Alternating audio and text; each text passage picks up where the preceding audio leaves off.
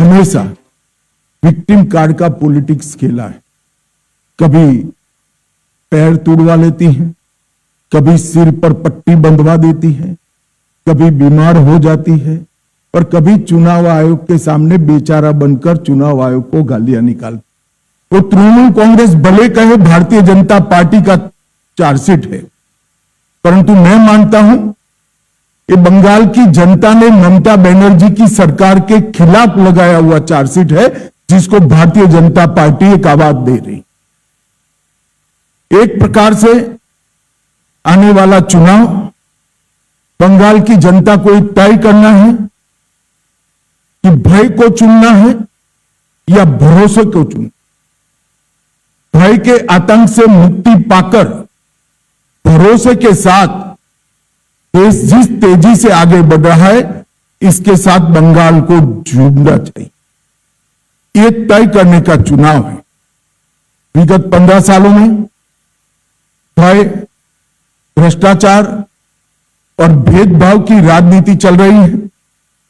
झूठ, डर और हिंसा का सहारा लेकर अपनी राजनीति को आगे बढ़ाने का नया राजनीतिक थ्योरी ममता बनर्जी ने प्रस्तुत किया है।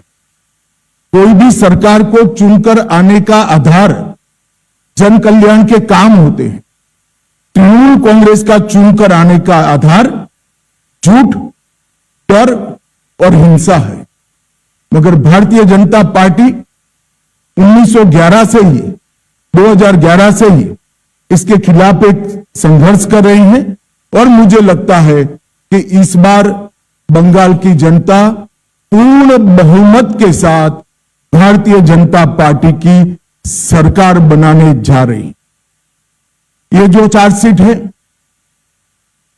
टीएमसी के 15 साल के काले चिट्ठों का संकलन है।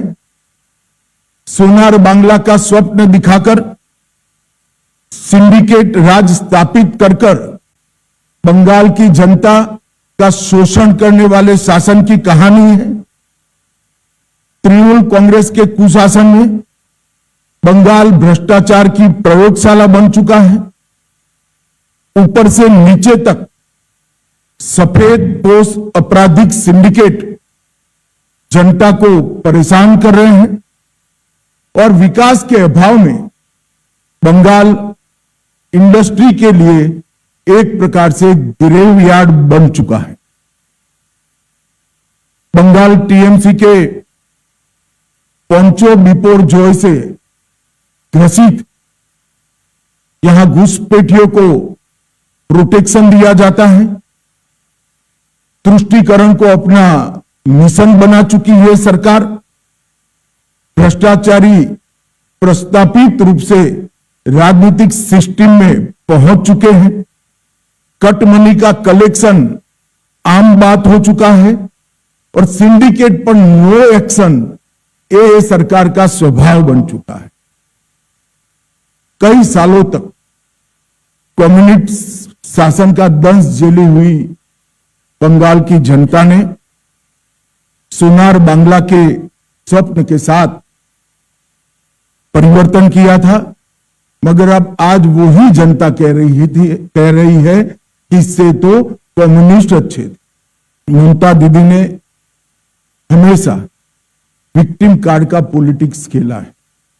कभी पैर तोड़वा लेती हैं, कभी सिर पर पट्टी बंधवा देती है, कभी बीमार हो जाती है और कभी चुनाव आयोग के सामने बेचारा बनकर चुनाव आयोग को गालियां निकालती। मगर ममता दी, मैं आपको बताने आया हूं कि आपकी ये राजनीति को, विक्टिम कार्ड की पॉलिटिक्स को बंगाल की जनता अब बहुत अच्छे तरीके से समझ गई। चुनाव आयोग जैसी संवैधानिक संस्था पर गाली गलौज करना ये बंगाल की संस्कृति को शोभा नहीं दे। मैं आज एसआईआर के बारे में भी खुलकर बताना। एसआईआर पूरे देश भर में हो रहा, कहीं पर जुडिशियल ऑफिसर नहीं लगाने पड़े, सिर्फ बंगाल में लगाने पड़े। कारण क्या है? यही चुनाव के अंदर तमिलनाडु में भी एसआईआर हुआ, कोई कोर्ट केस नहीं हुआ। केरल में भी एसआईआर हुआ, कोई कोर्ट में केस नहीं हुआ। तमिलनाडु में डीएमके की सरकार है, केरल में कम्युनिस्टों की सरकार है। बंगाल में ऐसा क्या हुआ कि सुप्रीम कोर्ट ने जुडिशियल ऑफिसरों को लगाना पड़ा? इस बात का जवाब ममता बनर्जी ने बंगाल की जनता को दिया। आपके डिस्ट्रिक्ट मजिस्ट्रेट निर्भीक रूप से काम नहीं किए, इसलिए सुप्रीम कोर्ट ने जुडिशियल ऑफिसर्स को लगाना पड़ा है। और एसआईआर पर वो जो आरोप कर रही है, मैं आज बंगाल की जनता को पूछना चाहता हूं, जो घुसपैठियों को वोटर बनाकर यहां रखा गया है, उनको क्या बंगाल का भविष्य तय करने का निर्णय देना है या नहीं देना है? वो बंगाल की जनता ने तय करना है। मैं भारतीय जनता पार्टी की ओर से स्पष्ट कर देना चाहता हूं, सिर्फ वोटर लिस्ट से नहीं, देश भर से एक एक घुसपैठियों को हम चुन कर देश के बाहर निकालने के लिए संकल्पबद्ध है। और ये मेरी पार्टी का एजेंडा है। ममता जी को जो आरोप लगाना है वो लगाएं। घुसपैठियों की समस्या को हमने ढंग से उजागर किया है। घुसपैठियां न केवल देश की सुरक्षा के लिए बहुत बड़ी चिंता का विषय है, वो हमारे गरीब श्रमिकों की मजदूरी में भी हिस्सेदारी लेते हैं, गरीब लोगों के अनाज में भी हिस्सेदारी प्राप्त करते हैं और युवाओं की रोजगारी भी छीन। मैं आज ममता बनर्जी जी को स्पष्ट पूछना चाहता हूं कि घुसपैठिए इतने आ गए कि आपकी सरकार सो रही है? मुझे मालूम है वो कहेगी कि भी ये सब क्या कर रही है। तो ये सब तभी रोक सकती है जब आप बॉर्डर पर बाढ़ लगाने की हमें भूमि दे। 600 किलोमीटर बाढ़ अधूरी रह गई।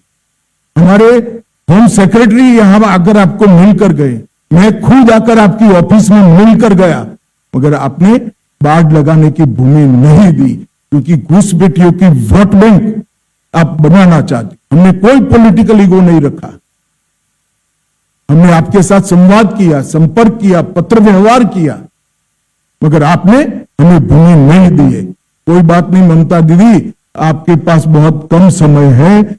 6 मई को भारतीय जनता पार्टी की सरकार बनेगी और 45 दिन में सभी भूमि बाढ़ के लिए जो उपलब्ध कराना है वो भारत सरकार को बंगाल की भारतीय जनता पार्टी की सरकार उपलब्ध करा देगी और हम घुसपैठ को रोकेंगे।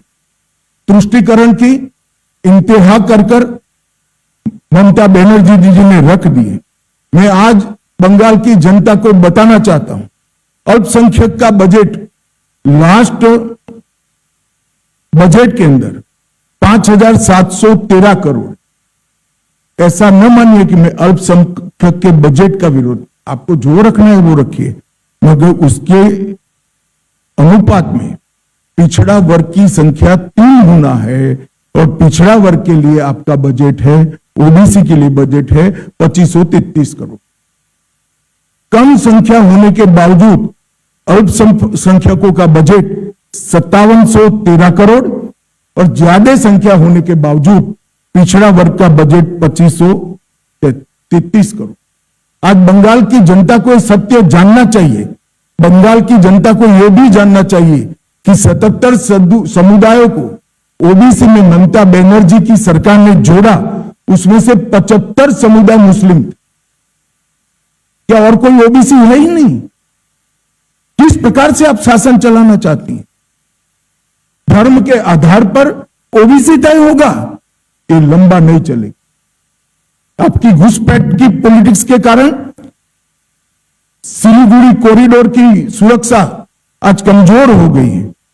मवेशी की तस्करी और नकली मुद्रा, इसके कारण पूरे भारत के अर्थतंत्र पर गहरा असर पड़ा है।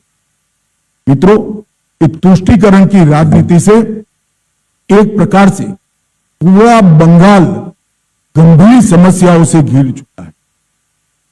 हमेशा विक्टिम कार्ड का पॉलिटिक्स खेला है। कभी पैर तुड़वा लेती हैं, कभी सिर पर पट्टी बंधवा देती है, कभी बीमार हो जाती है और कभी चुनाव आयोग के सामने बेचारा बनकर चुनाव आयोग को गालियां निकालती है।